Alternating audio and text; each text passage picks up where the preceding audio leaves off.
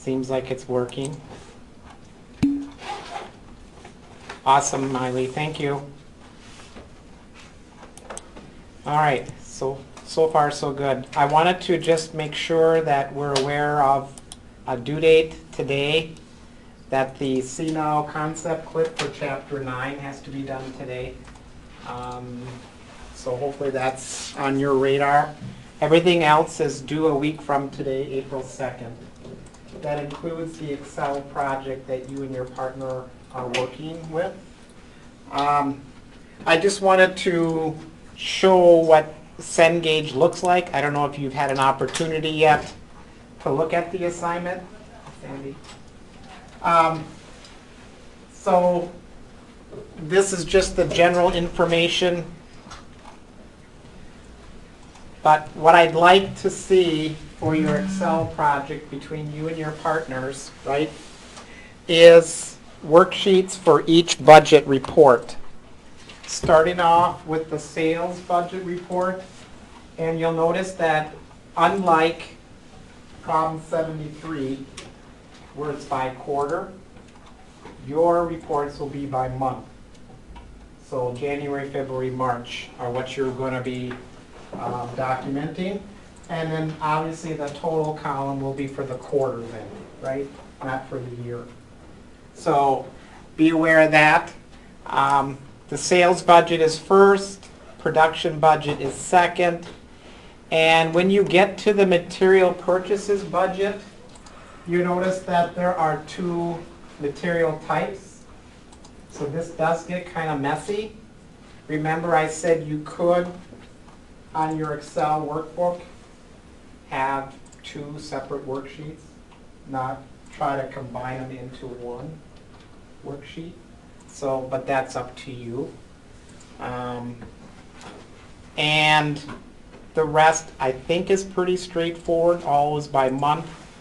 Now, we'll cover the rest of the project, problem 73 sample today, so that you should be able to complete this fully, hopefully by the end of class today. That's my goal anyway. If not, we'll finish up on Wednesday. Thursday. Thank you, Carla. We'll finish up on Thursday for sure. How's Excel going? Has anybody started? You haven't started? You really took a spring break off. Planned on, sir. Yeah, I know. Spring break does get in the way, doesn't it? Just like I'm so comfortable. Yeah, I know. I agree. I was going to do some homework correcting. I didn't do it either. All right.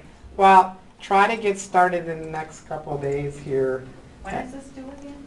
A week from today, April 2nd. So we got time. We got time.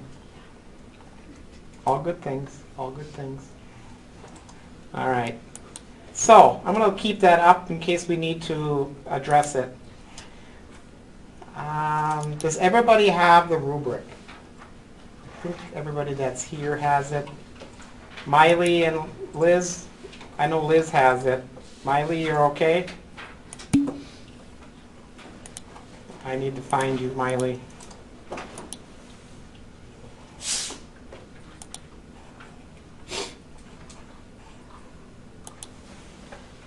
Okay, thanks, Miley. All right, super. Thank you. Your partner is Olivia. She's here today. Say hi, Olivia. Hi. So please get in contact with her. She says hi back. Please get in contact with her if you have any questions. All right.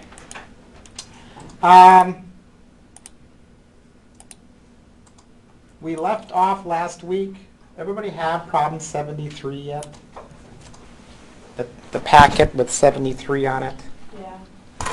Yep, that's it. We're going to go back to that packet. That is the main one that looks like our project. That's why I'm using it. It's as close as I can get to the actual problem itself. Does anybody not have 73? Because I have extra. Okay. All right. Got through the sales budget. And we got through the production budget, Schedule 2. And we talked about the production budget and the desired ending inventory. In a lot of cases, it's not given to us, so I'm talking about these numbers, where the 13, 15, 20 are. In most cases, it's a percentage of next month's sales, right? So 20%, whatever the desired ending inventory. And the ending inventory we're looking at here is finished goods inventory, not raw material. Not raw material, because there'll be both finished goods and raw material inventory levels. We got through Schedule 3, which was our raw material or material purchases budget. It's the first budget report that we start now getting dollar signs, because that's what we're going to purchase, correct? So $80 per unit was the example in this exercise. And it was our first look at where the desired ending inventory level is a percentage, right, of next quarter or next month's production levels. So we're taking 30% of the next quarter, in this case 216,000 times 30% gives us the 64,800, which then is the ending of the current quarter, becomes the beginning of the next quarter, right? And your Excel should be able to use multiplication and cell reference, right? I don't want numbers typed in, as little as possible if you can do it. We then went to our next budget, which is our labor budget. And this is, again, based on our production units from Schedule 2. And again, in your Excel, we need to cell reference these units into our fourth budget now, and we're going to do this right now, the direct labor budget. So it's pretty straightforward. The information for the labor is contained in letter D on page 514.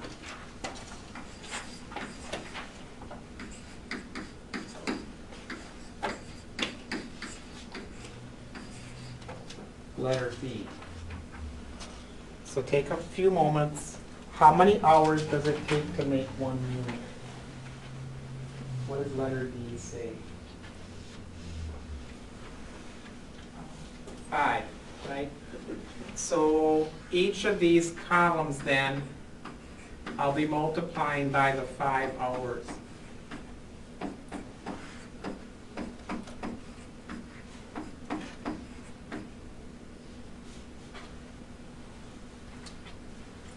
Allison, can you help me with the numbers here when you're I'm ready? just trying to figure out where you got 5 hours from letter D. 514? Yeah, oh, like 13, here we go, 14. It's 5 hours, okay. Okay. Looking at the wrong page. Can you help me then, what numbers from Schedule 2 do we need here? It should be these bottom numbers, right? Yeah, the unit produced. Yes. So can you give them to me, please?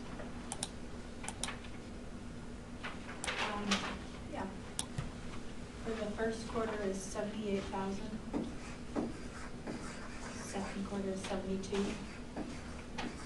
Third is 80. Fourth is 80. And the year is 310. 300? 310. Oh, shoot.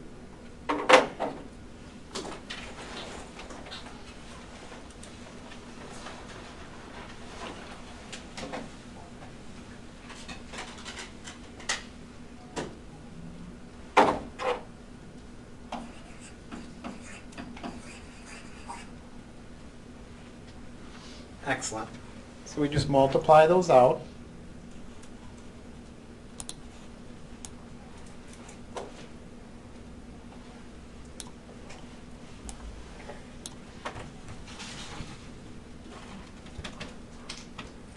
Just going to get the first two here.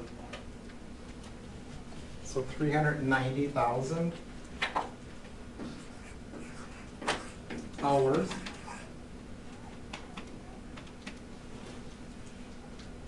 $360,000 hours. 400. 400.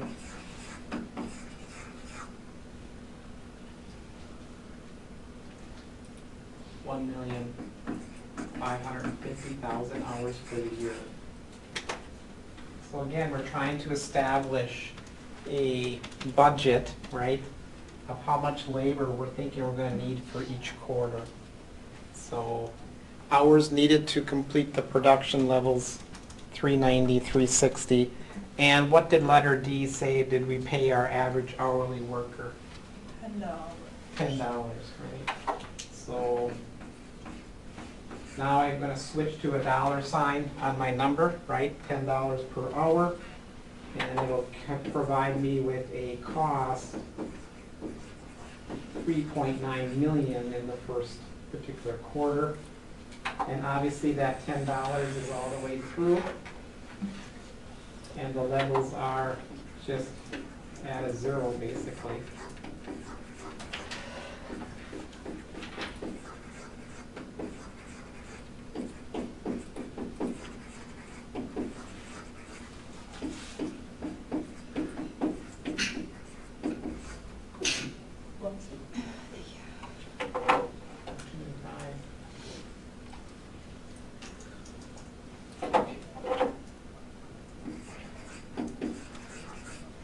$15,500,000, right? That's it. Pretty straightforward schedule. Make sure again, guys, every worksheet has a title, right? Every worksheet has headings. Also make sure you have underlines before subtotals, above subtotals, and double underlines to end it. A lot of formatting with your Excel projects. I do want to mention here, could I have you in that packet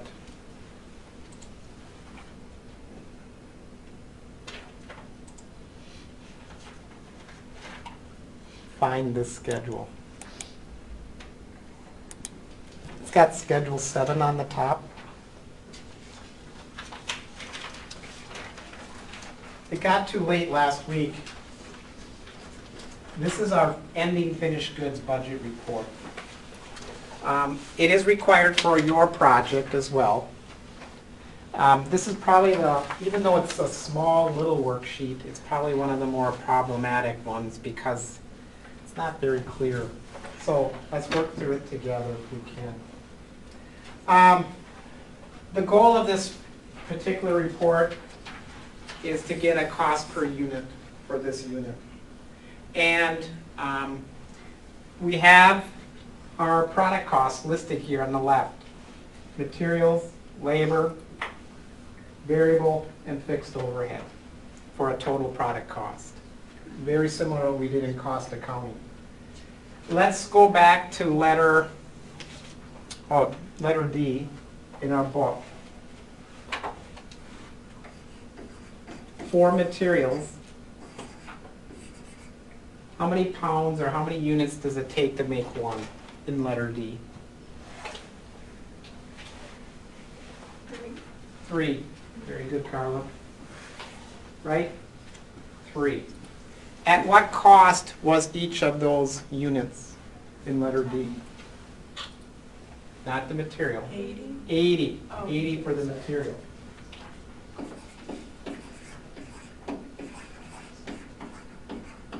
For a total of $240 per unit.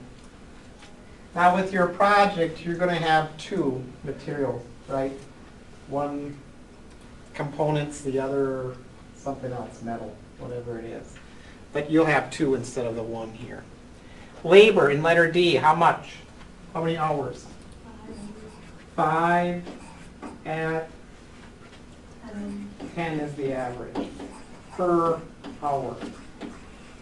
To make 1 unit, obviously that's $50. So as you're doing your worksheets, remember again that connectivity, that cell referenceability if you can, and to multiply or have a formula here, and here have a formula, right? So that's the kind of the goal here. We'll get to the overhead shortly. I just kind of wanted to fill that in. Also, if you scroll down to the next budget report, we can fill in some of our cost of goods sold budget.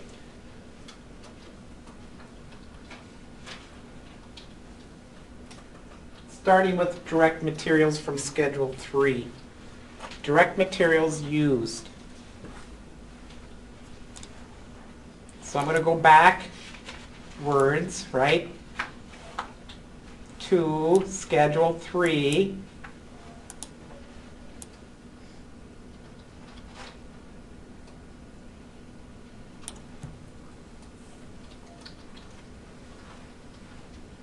They want us to avoid the ending and beginning inventory levels. So they actually want us to use the 930,000 pounds as our number here for Schedule 7. So here I am. I'm at production needs, right? 930,000 is what I need to produce in this period of time. I'm not worried about purchases, just that needs section. So if I go back to my template now in Schedule 7,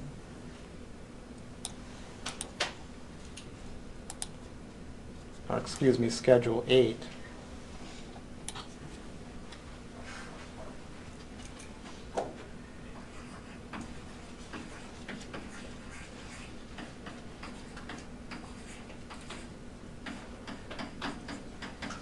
per pound, right? So 930,000 pounds times 80. 74,400,000.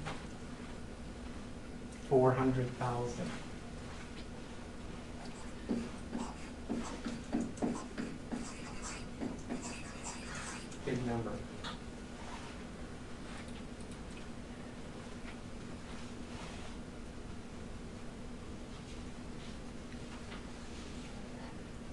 Labor doesn't have inventory, so we can just take the amount from our Schedule 4. It was 15,500,000 for our labor costs.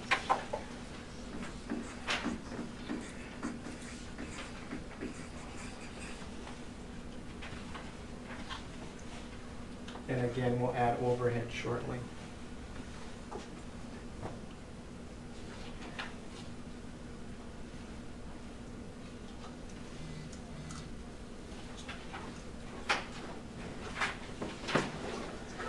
Okay.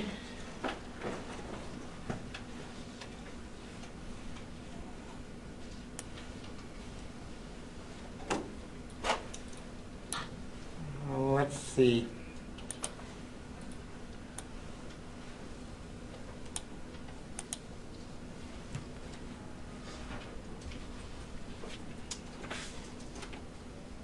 Going back to direct labor, I just want to give you the page number. It's example 4, page 464 is where the direct labor budget is discussed. Again, it's not difficult. It's just a matter of grabbing the right numbers from the production report. So just be aware of that. Example 4, straightforward. I'm not even going to do the budget report example. I think it's pretty straightforward. Going toward the overhead budget then, This discussion begins on page 464 through 465.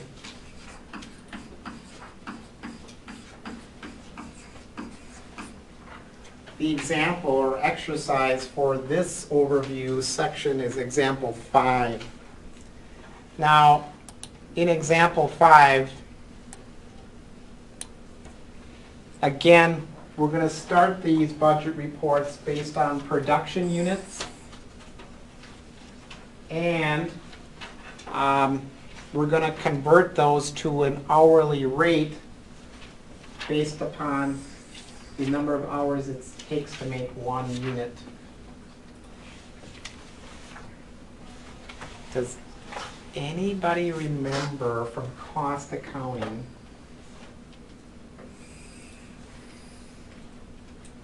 there's a variable rate and a fixed amount?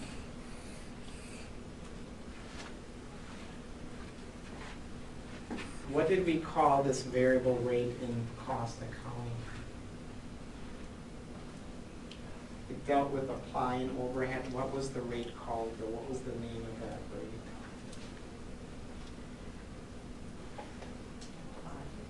Applied rate, but it was also named predetermined overhead rate. Does that ring a bell? So what they're giving you here is the predetermined overhead, and I'm just going to use Sandy's words, applied rate.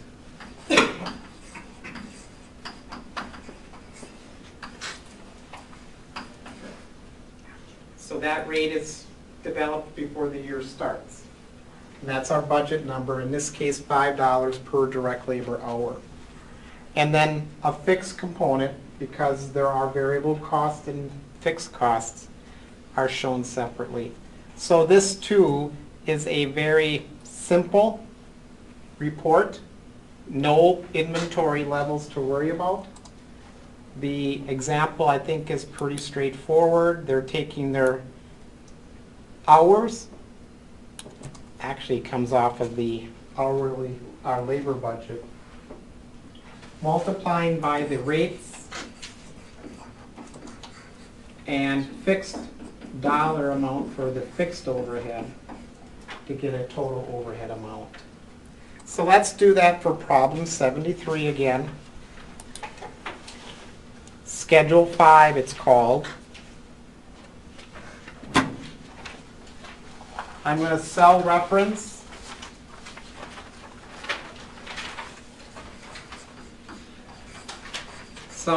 the budgeted labor hours from our Schedule 4. And I'm going to need help with that. And the information for the production overhead is letter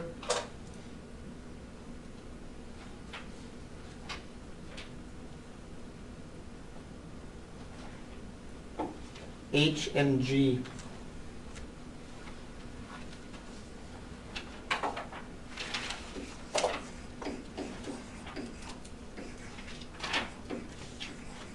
Letter H and G.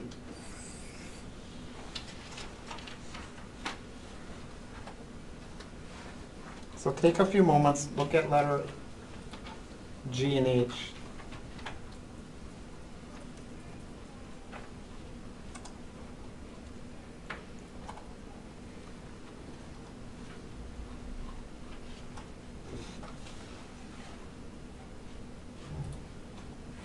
What numbers does G and H tell us?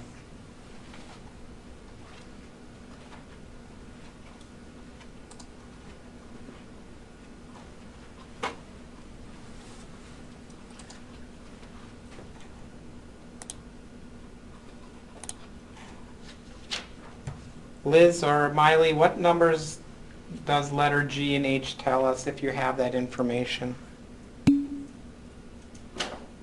Variable is 6. Very good, Liz. Thank you.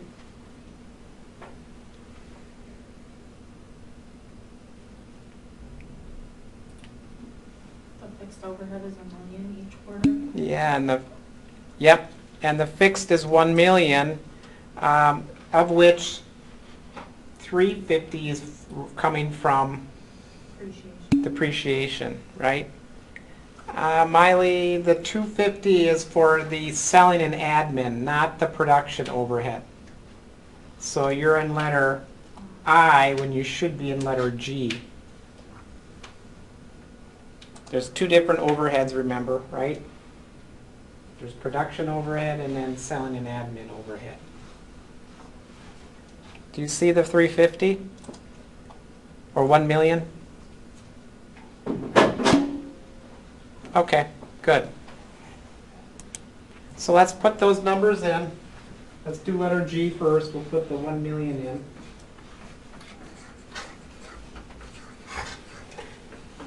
I'm going to drop the dollar sign just because it's not really necessary here.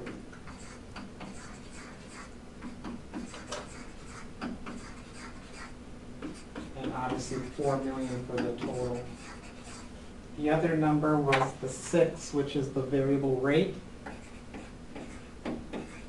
And that's the same, obviously, for all of them.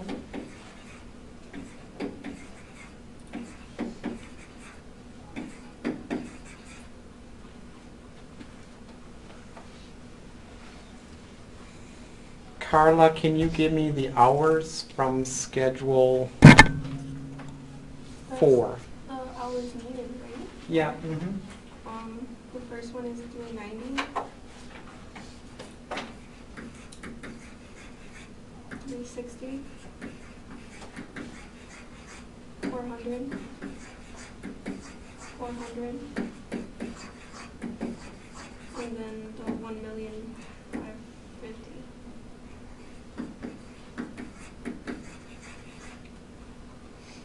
And we talked about that already. Those will be on your worksheets at home for the project, will be so referenced in from the labor budget. So let's grab those numbers, multiply them out, add them to the million.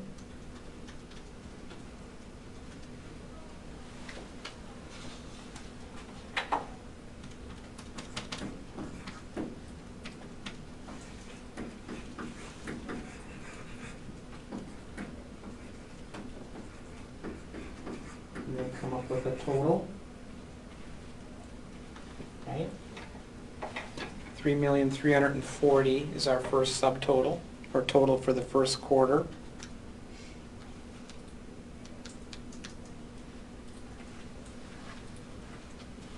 Again, I'm not putting in dollar signs to save room.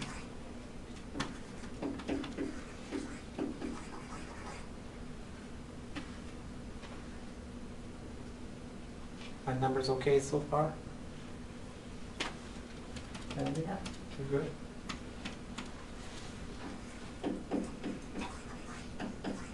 Feels like you were deep in thought there. I was thinking you missed something in the middle there. But it's just to line up with The numbers don't align? no, they do. Oh, The total is the budgeted each. The words. oh, Or yes, just this big is words. here, this is here, correct. I was thinking we were missing something. Oh, no, they're just not aligned quite correctly.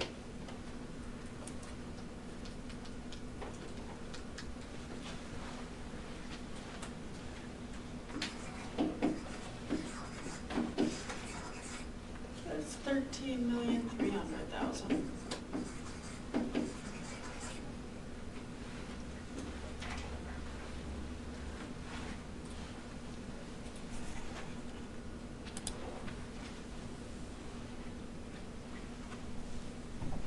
Okay.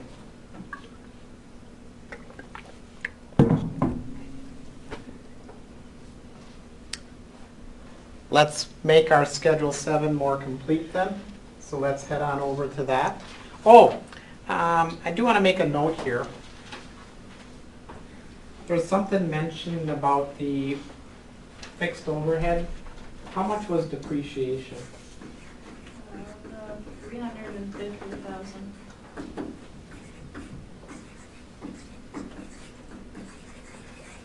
The reason reason I'm gonna make a note on this is that we're gonna need that number. And obviously that's per quarter, right? 350 per quarter. And the reason we're gonna need this is for the cash budget. So basically, what we're gonna do is take the totals here and take off 350 for cash reasons. It has no effect on our cash, the 350 does not, right? Think of the journal entry, we're debiting depreciation, excuse me, oh my gosh, wrong one, sorry. We're debiting manufacturing overhead, and we're crediting accumulated depreciation. Has no effect on cash. We had a discussion about effect, is it A or E?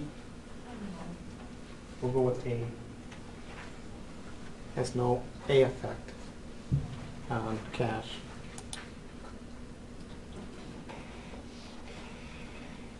Schedule 7.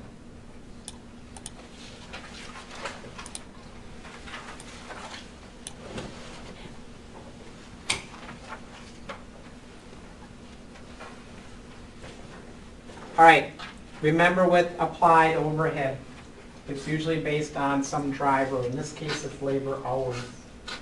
How many hours does it take to make 1 unit?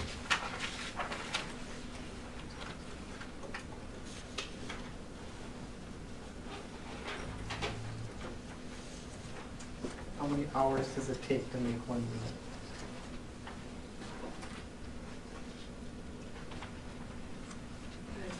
5. Very good, Sydney. Thank you. Yep. Excellent. So put the 5 there. And what did we say the predetermined overhead rate was for variable overhead? $6, right?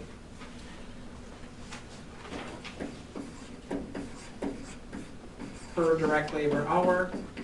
So for the unit then, we would be applying $30 of variable overhead to that unit.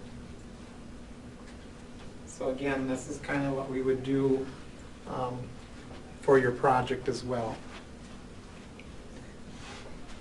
Now, some students will also have these numbers on a separate worksheet, right? Could have like an input section and then cell reference to that. That's not required though. It's up to you how you want to show it. Can we show it like that? Certainly you can show it just like this. But I would like a formula though, At the Allison. very end, yeah, like cell referencing the 5 Yeah, and I 6. cringe when I see a number entered where I should, whatever you can multiply, let's see a formula. All right, now the fixed overhead, what was the total amount given for the year from schedule? Is it 5? Wasn't it like 4 million? Yeah. 4 million for the year? Mhm.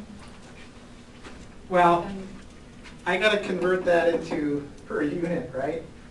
So I'm gonna take that 4 million.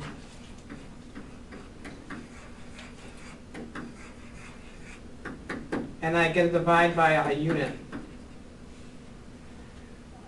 How many units are we gonna produce this period? Where does that information found? What schedule? How many units do I need to produce?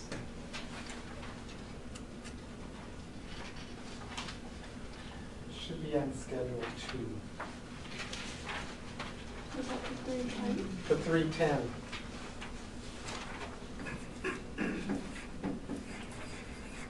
So I'm going to divide by 310,000 units produced to give me, does that come out?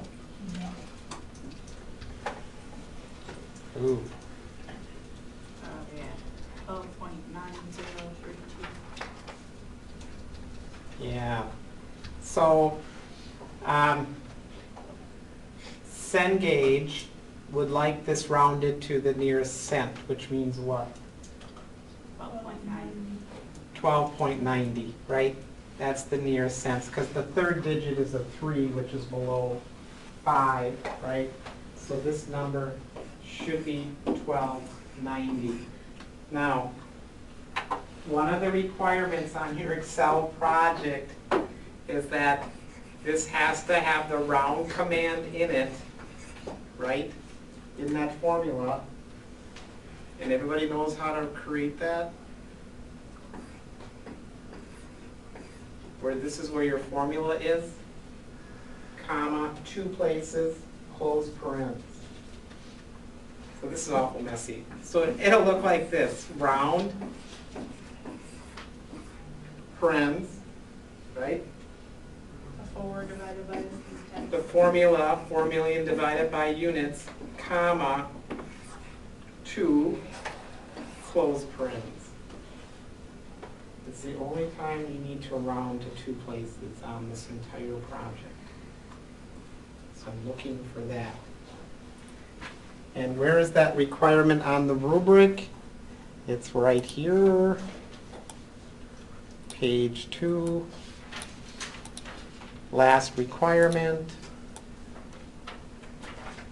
Did you round the fixed overhead cost per unit to 2 places?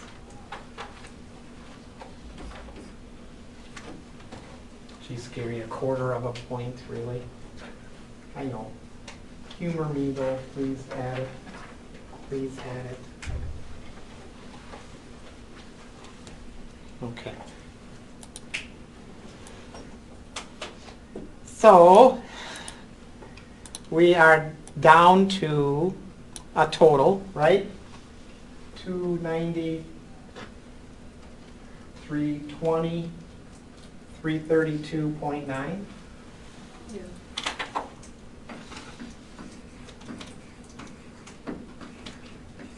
Is our cost per unit.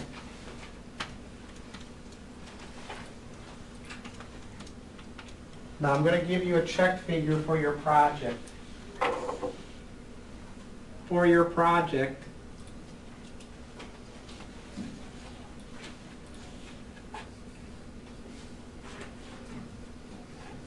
you should end up with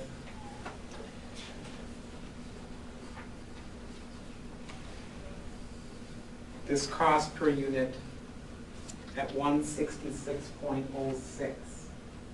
166.06 is what you should see on Schedule 7.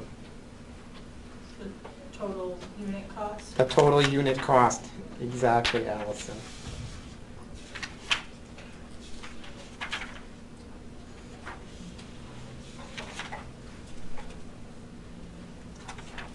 Yep, if you rounded it correctly, it should end up to be that. Also, on this schedule, there is a finished goods computation. What they're looking for here is the ending finished goods inventory balance. And we're going to use this cost per unit number, this 332.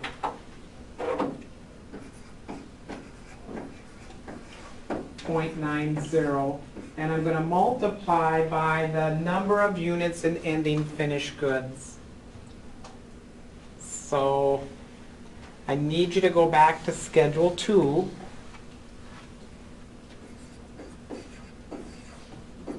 To get that ending balance in units. So I'm going to go back here, Schedule 2.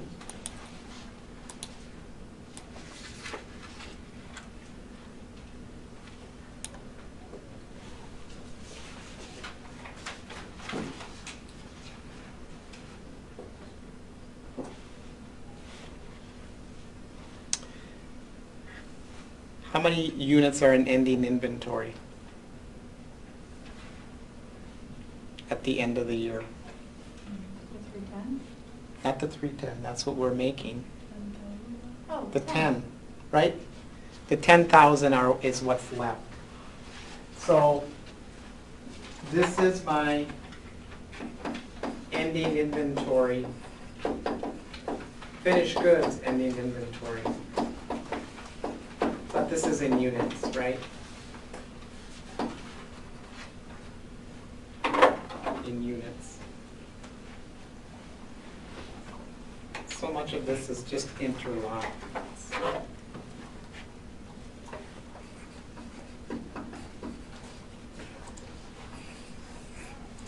10,000. So I'm going to take that 10,000 number, multiply it by the 332.9.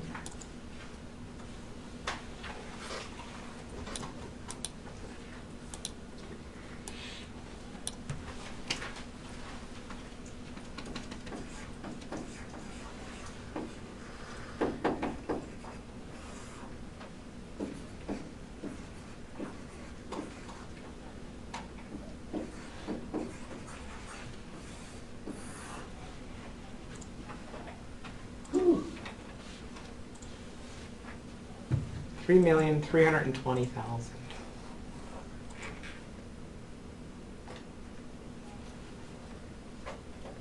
3,329. Oh, yeah. Nuts. You're right.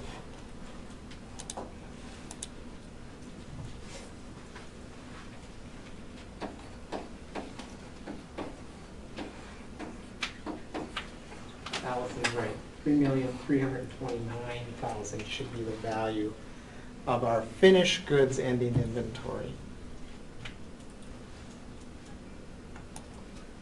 Now I'm done with Schedule 7. So it's tiny, but it's got a lot of information on it. Any thoughts or questions? Does everybody understand why we just have these costs here and not selling or admin here? These are our product costs, right? To come up with a cost per unit. Where does that go eventually? Into what account? When we sell our inventory, what's the account used? It's on the income statement. Sales minus what? Cost of goods sold. Thank you, Chris. You're Yes, welcome, Mary. that's it. Right? This cost, this $332.90 is going through our cost of goods sold. That's where it goes. Hence, look at what the next schedule is.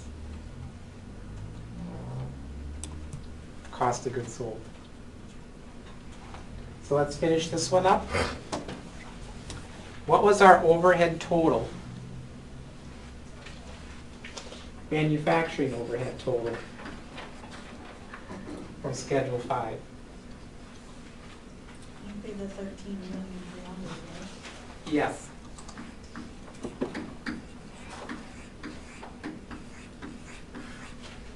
Both variable and fixed, right?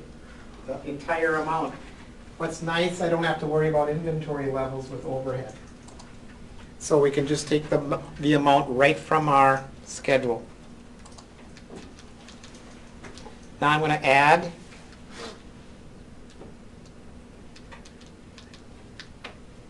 the three together to get our total manufacturing cost. And I should end up with 103,200,000.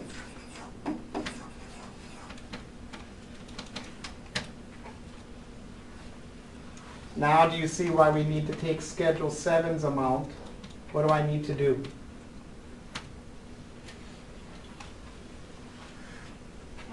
Add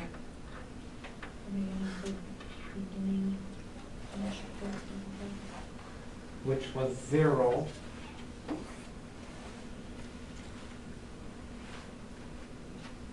Beginning with 0. And if we look at our Schedule 2, guys,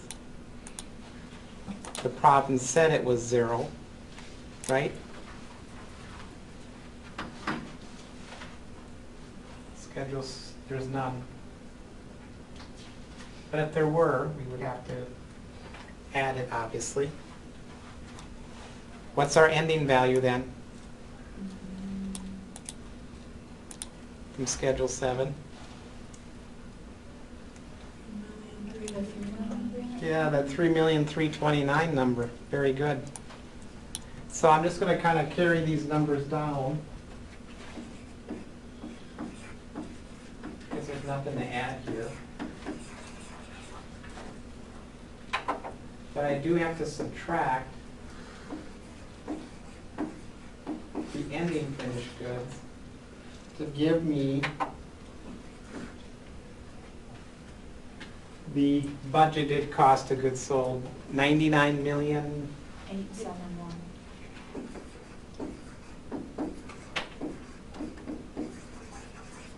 Oh, cow. A lot of work to get that one number, but that's how it goes. 99,871,000, and then what schedule does that go to?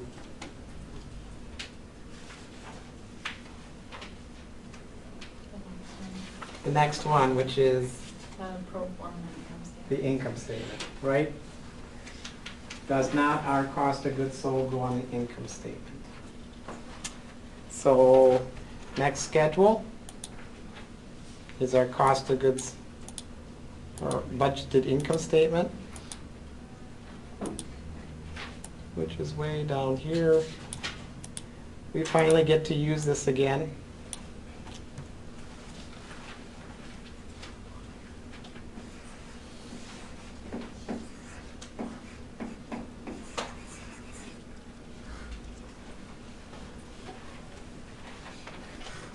How do we get our gross margin? Subtract, excellent.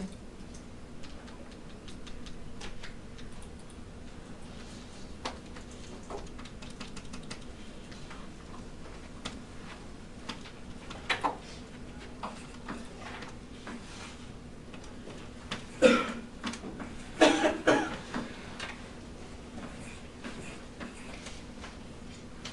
do apologize for such large numbers, but that's kind of how they go through the process here. So again, cell reference into the pro forma income statement.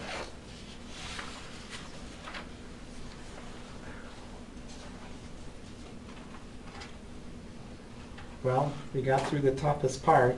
What do you think? Can you do it on your project? All right, let's take a break here, and then we'll come back and finish the schedules.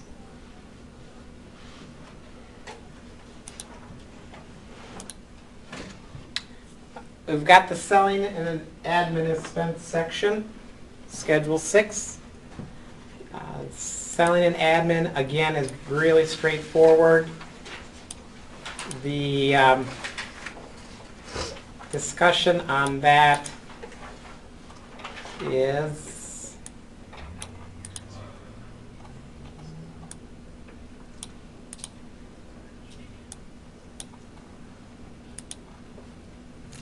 right here. Obviously, after the finished goods and cost of goods sold.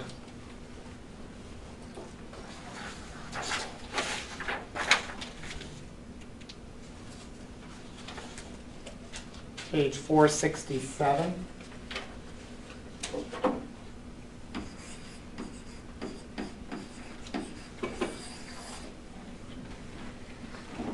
And because it's selling and admin, we're going to be basing it back upon the selling units, not produced units. So if you can read this, hopefully you can. We start the schedules with planned sales. So this is Schedule 1. So our budgeted sales from Schedule 1 flow into this schedule, selling and admin expenses. So for problem 73 then,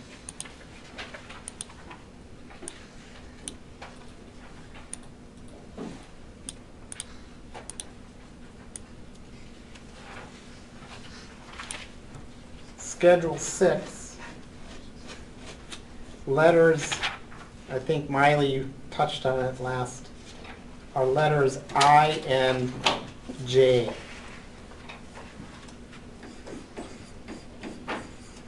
So the information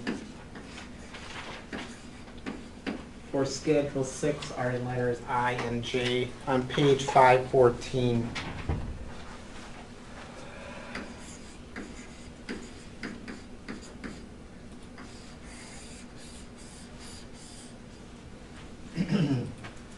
Page 514. So our planned sales were 65, 70, 75, 90.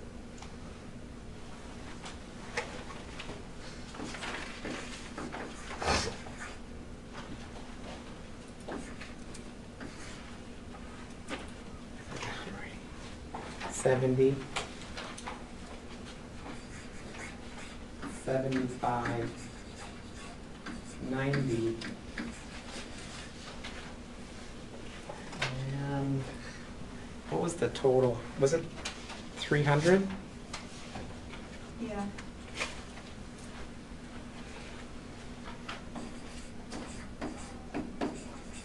Units, right? Those are units. Schedule 6 now. We're kind of wrapping up the schedule. Here, again, it's a rate per unit sold for commissions or some of those selling expenses. $10 is the amount in letter J. So I'm going to just simply make this $650 in dollars, $700,000, $750,000, and $900 for the fourth. $3 million of variable selling and admin expenses for the year. The fixed expenses are given to us in letter I at $250 per quarter. So I'm just going to make this 4 times.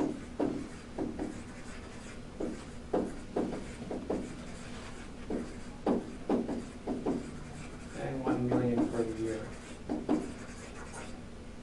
And then we simply add the two together.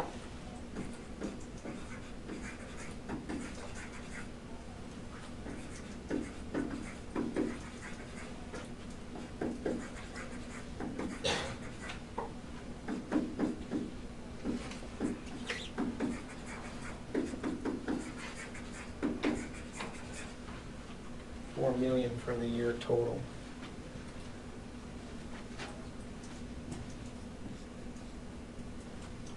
Pretty straightforward. No inventories to worry about, so that's always good. We're going to transfer these numbers then, the 9, the 950, the 1 million, 1,150,000 to our income statement. Actually, the total for the year, right? 4 million.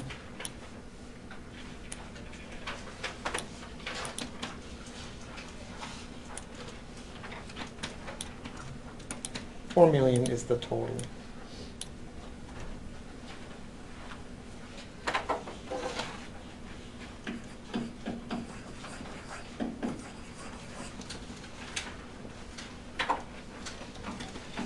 $16,129,000 then is the income for the year, budgeted income for the year.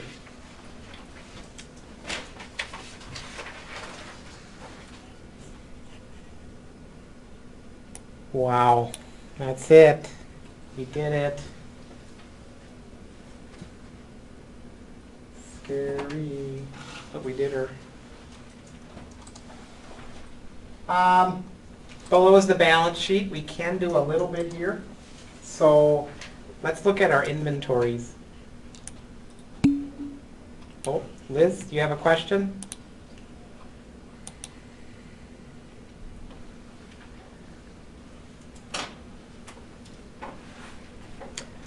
The fixed overhead for Schedule 7 was found in letter G. Letter G, Liz. It's 1 million per quarter.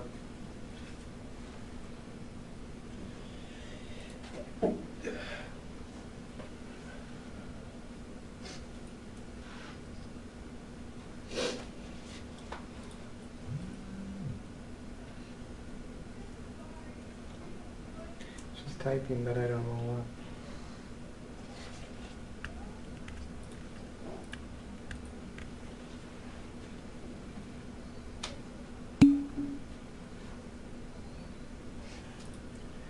All right. I think I did this right, didn't I, guys?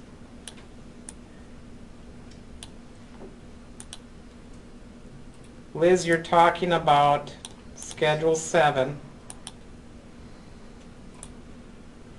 This 4 million?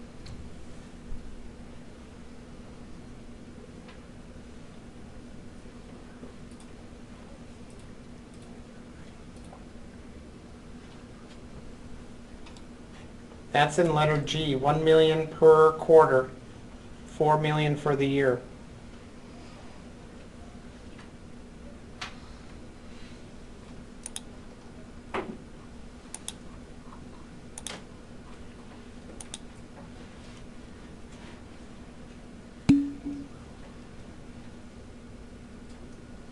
Okay, yeah. I'll put a note here, Liz, so you have it. This is the year amount. And it's letter G. 1 million per quarter. Get to the 4 million. Good question.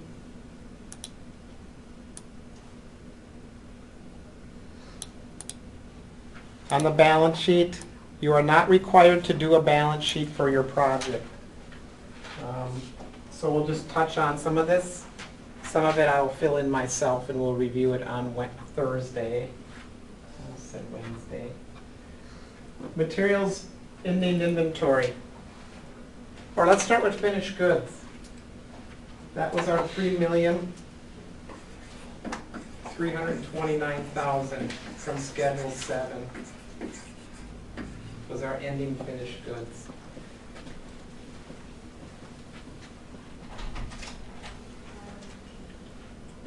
To get to the raw material, we need to look at Schedule 3.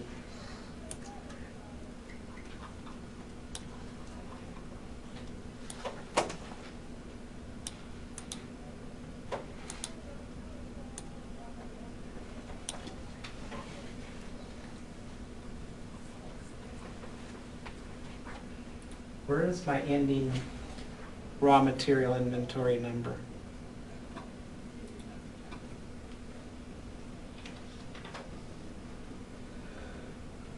It'd be in this row, right? It says ending material, ending inventory.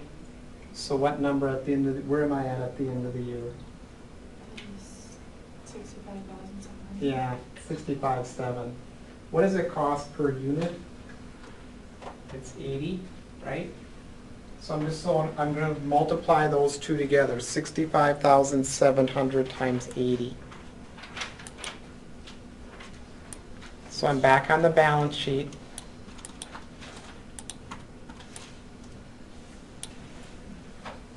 Our raw material inventory was 65.7. Multiplied by 80 per unit. Gives me a raw material amount of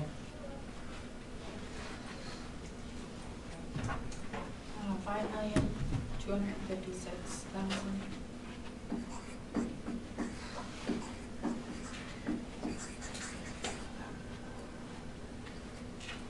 So at least we can get those.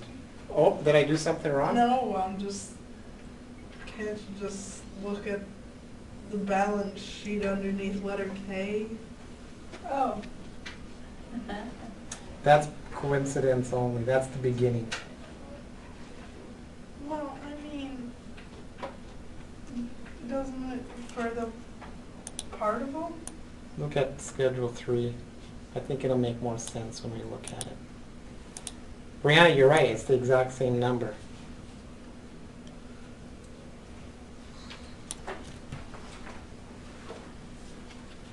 But look at what we had at the beginning. Yeah. Look at what we had at the end. It's the same number. It's just Yeah. by chance. No, but it says it's for December 31st. of last year. Because it says 20x 0, so you have an 18. Right. That balance sheet that you see in letter K is last year.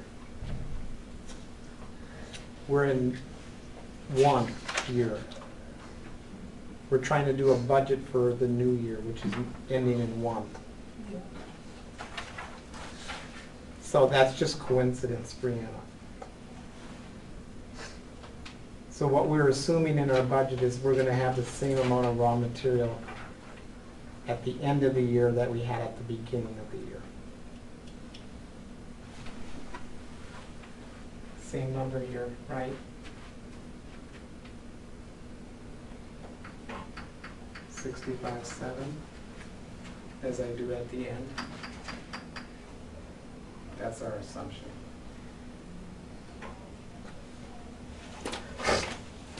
You're not convinced, or are you convinced? No, yeah. You want me to stop? You can tell me. Gary, please, stop. That balance sheet is last year's balance sheet, not this year's. So you can't use that number, is what I'm saying.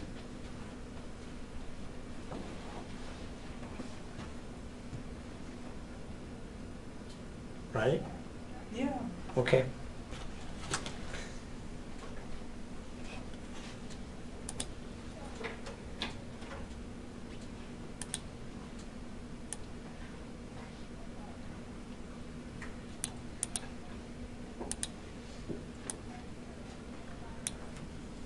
So the cash amount we're gonna get from our cash budget, which we haven't done yet, our planting equipment is found in letter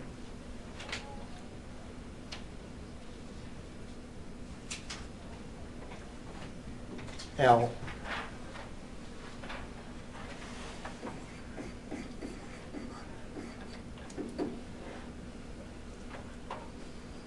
There's a nice little summary here. It shows our beginning planting equipment. Add new equipment from letter L.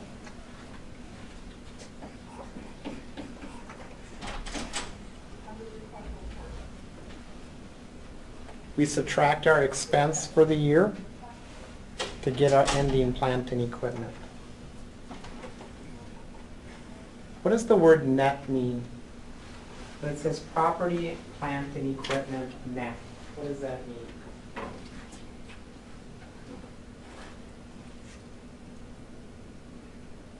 Net of what? Does anybody recall from intermediate?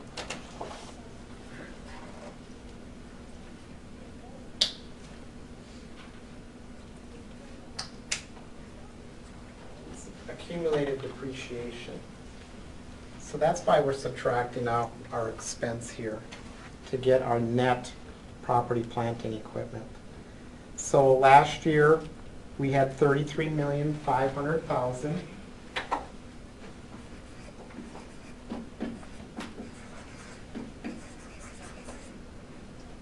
What was our new equipment that we added? 2 million. 2 million. Letter L, right?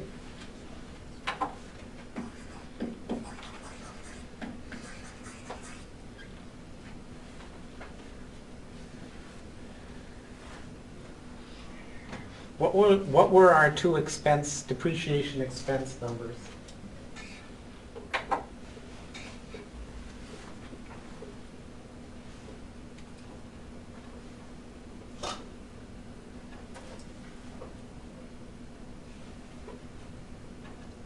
What did letter G say? The depreciation. Yeah. 350, right? In letter G, plus how much depreciation in letter I? 50. 50, right? But remember, these are quarter numbers, so I have to add these two together and do what? 4 for the year. So that's 400,000 per quarter, 1.6 million for the year.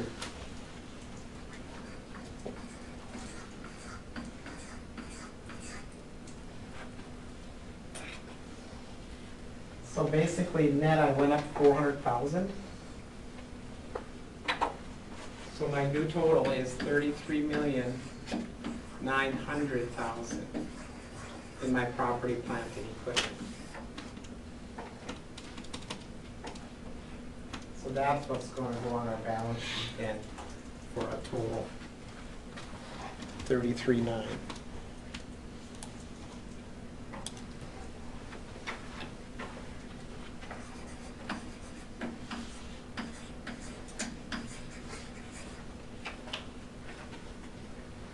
Like I said, we can't add up the assets until I get my cash and accounts receivable completed. But that's as far as we can go on the balance sheet at this point.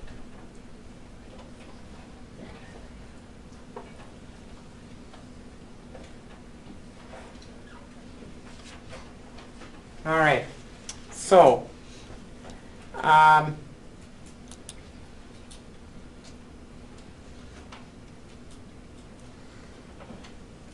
at a crossroads here. Do you guys want some time to work on your project? You got about 20 minutes left.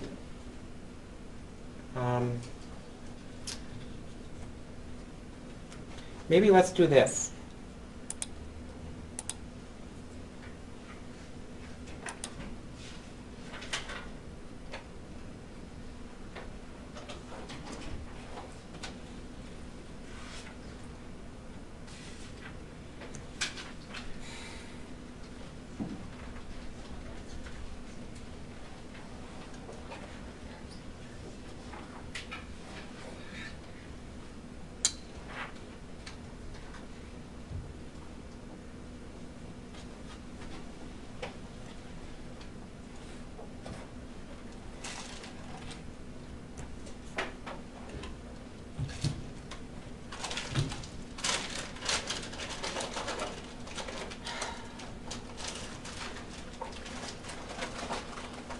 Maybe what I'll do, I'm just going to let you take the rest of the time, I think. Go see if you can look at your project. Get started on the Excel part of it with your headings and so forth. And what we'll cover on Thursday then will be the cash budget.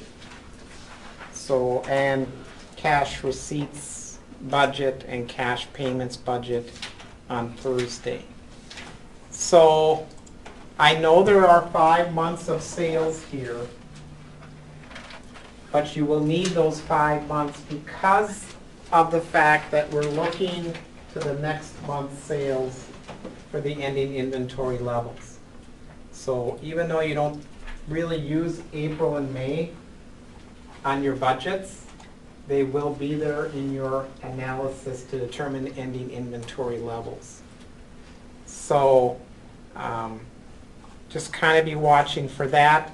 Also be aware that there is beginning finished goods on your project, 32,000 units at a cost per unit of $166.06.